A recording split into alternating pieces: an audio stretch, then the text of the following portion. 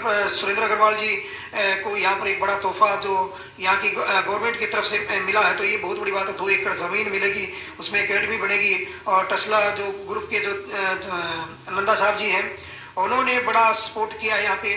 और भी स्पॉन्सर यहाँ पर जो आ रहे हैं, तो उनके बल से इनको और अच्छी सुविधाएं मिलेगी ही, तो पूरा क्रिकेट है ये आगे आएगा। बिल्कुल आगे आएगा। देखिए, सभी की मेहनत लगती है, क्योंकि इतना बड़ा कार्यक्रम है, इसमें सभी का सहयोग और सभी की सहायता से ही ये प्रोग्राम इतना ऊपर आया। देखिए, दिव्यांगों के लिए जितना भी हम करें उतना कम है।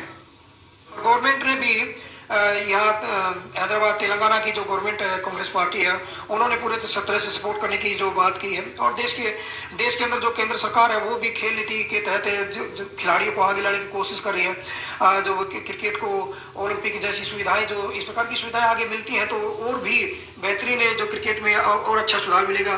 तो ऐसे खिलाड़ियों के लिए कोई ऐसा कोटा तैयार करना चाहिए जिस कोटे के बल के ऊपर इनको वो नौकरी मिल सके और ये आगे अपना चूल्हा जला सके। ऐसी सुविधाएं जो इन खिलाड़ियों के पास होनी चाहिए, ऐसा कोई मास्टर प्लान तैयार करना चाहिए गवर्नमेंट, चाहे वो सेंट्रल गवर्नमेंट हो, चाहे वो अलग अलग स्टेट की गवर्नमेंट हो, उनको करना चाहिए।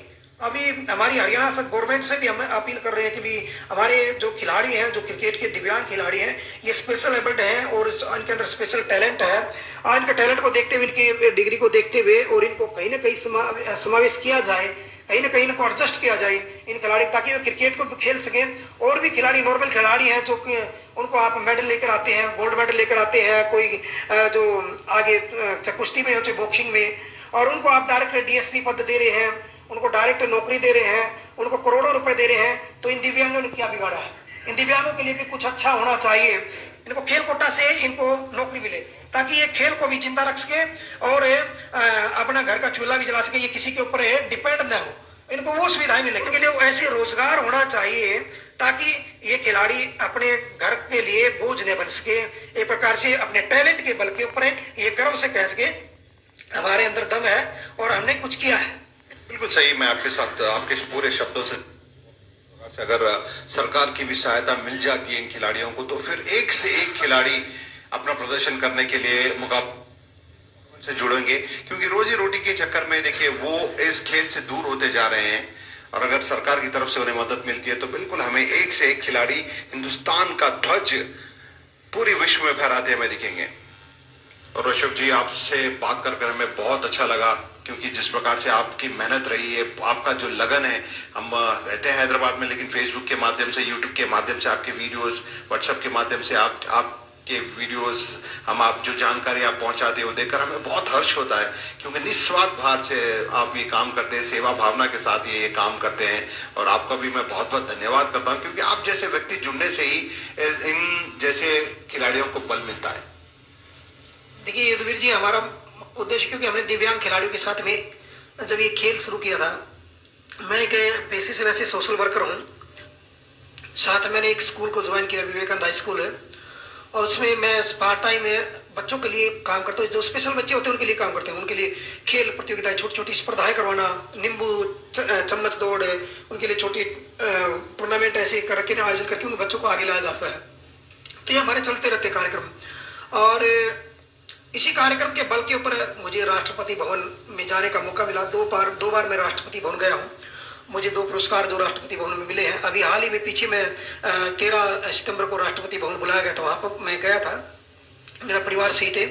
तो वहाँ अभी जो उससे उसी के साथ साथ एक भारत का सबसे बड़ा पुरस्कार होता है युवाओं का पुरस्कार, राष्ट्रीय युवा पुरस्कार सिल्वर मेडलिस्ट में रहा हूँ। और वो इन्हीं की सेवाओं के बल पे, इन लोगों की सेवाएं करते हैं, काम करते हैं, उसी काम को सलाम किया। वो हमारे जो खेल एवं युवा कार्यक्रम मंत्रालय भारत सरकार की तरफ से मुझे पुरस्कार मिला। यही चाहते हैं कि दिव्यांग क्रिकेटर वो आगे आए, यही हमारा प्रयास रहता है। हमारे साथ साथ में मैसेज रहते हैं, जो कि भी जो जल संरक्षण है, पर्यावरण संरक्षण है, नशा मुक्त भारत अभियान है, इस प्रकार के कार्यक्रम, सैनिटेशन के, स्वच्छता अभियान के चले हुए हम।